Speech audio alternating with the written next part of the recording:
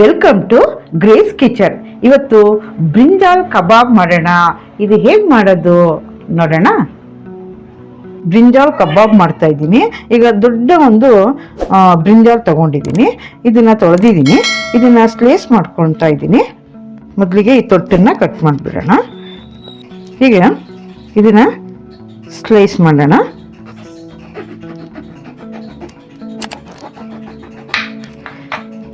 Slice ಮಾಡಿ ಇದನ್ನ ನೀರಿಗೆ ಹಾಕ್ಕೊಳ್ತಾ ಇದ್ದೀನಿ.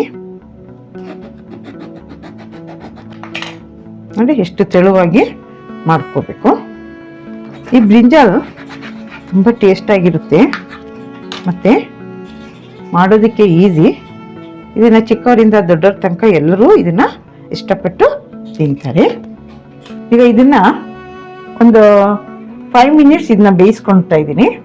5 ನಿಮಿಷ ಇದನ್ನ ಬೇಯಿಸಿಟ್ಟಿದ್ದೀನಿ. ಇಷ್ಟು ಬೆಂದರೆ ಸಾಕು, ತುಂಬ ಬೇಯಬಾರ್ದು. ಇವಾಗ ಇದಕ್ಕೆ ಮಸಾಲೆ ರೆಡಿ ಮಾಡ್ಕೊಳ್ಳೋಣ. ಈಗ ಮಸಾಲೆ ರೆಡಿ ಮಾಡ್ಕೊಳ್ಳೋಣ. ಇದು ಕಬಾಬ್ ಪೌಡ್ರು ಒಂದು 3 ಸ್ಪೂನ್ ಹಾಕ್ಕೊಳ್ತಾ ಇದ್ದೀನಿ.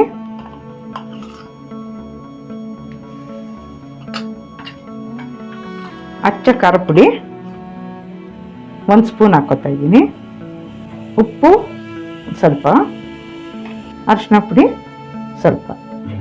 ಇದನ್ನೆಲ್ಲ ಚೆನ್ನಾಗಿ ಮಿಕ್ಸ್ ಮಾಡಿಕೊಂಡು ಇದಕ್ಕೆ ನೀರನ್ನ ಸ್ವಲ್ಪ ನೀರನ್ನ ಸೇರಿಸ್ಕೊತಾ ಇದ್ದೀನಿ.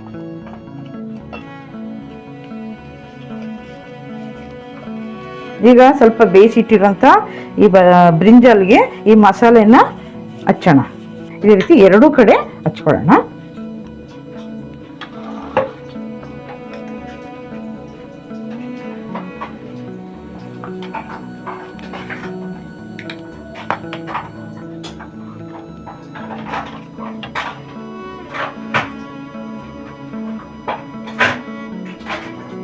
ರೀತಿ ಎಲ್ಲದಕ್ಕೂ ಎಲ್ಲ ಸೈಡ್ಗೂ ಹಚ್ಕೋಬೇಕು.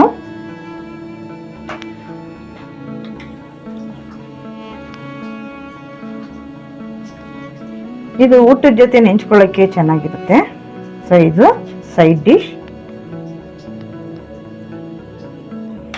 ಅದೇ ರೀತಿ ಎಲ್ಲ ಬ್ರಿಂಜಾಲ್ಗೂ ಮಸಾಲೆನ ಹಚ್ಕೊಳ್ತಾ ಇದ್ದೀನಿ. ಈಗ ಸ್ಟವ್ ಹಚ್ಕೊಂಡಿದ್ದೀನಿ. ಒಂದು ಪ್ಯಾನ್ ಇಟ್ಕೊಂಡಿದ್ದೀನಿ. ಅದಕ್ಕೆ ಒಂದು 4 ಸ್ಪೂನ್ ಎಣ್ಣೆನ ಹಾಕೋಣ. ಇದು ಶಾಲೋ ಫ್ರೈ. ಈಗ ಮಸಾಲೆ ಹಚ್ಚಿಟ್ಟಿರುವ ಬ್ರಿಂಜಾಲ್ನ ನಿಧಾನಕ್ಕೆ ಶಾಲೋ ಫ್ರೈ ಮಾಡೋಣ. ಈಗ ಒಂದು ಸೈಡ್ ಬೆಂದಿದೆ. ಈಗ ಇನ್ನೊಂದು ಸೈಡು ತಿರ್ಗಿಸಾಕೊಳ್ಳೋಣ ನಿಧಾನಕ್ಕೆ.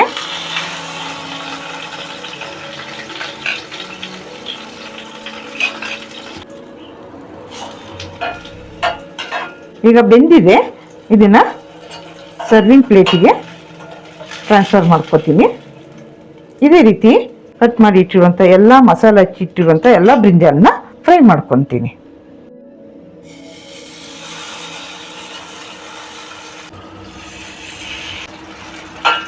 ಈಗ ಬ್ರಿಂಜಾಲ್ ಕಬಾಬ್ ರೆಡಿ ಆಯಿತು. ಈ ರೆಸಿಪಿ ಹೇಗೆ ಬಂತು ಅಂತ ಕಮೆಂಟ್ಸಲ್ಲಿ ತಿಳಿಸಿ. ನೀವು ಒಂದ್ಸಲ ಇದೇ ಮೆಥಡನ್ನು ಫಾಲೋ ಮಾಡಿ. ಯಾರಿನ್ನೂ ನನ್ನ ಚಾನಲ್ಗೆ ಸಬ್ಸ್ಕ್ರೈಬ್ ಮಾಡಿಲ್ಲ, ಸಬ್ಸ್ಕ್ರೈಬ್ ಮಾಡ್ಕೊಳ್ಳಿ, ಲೈಕ್ ಮಾಡಿ. Health is wealth.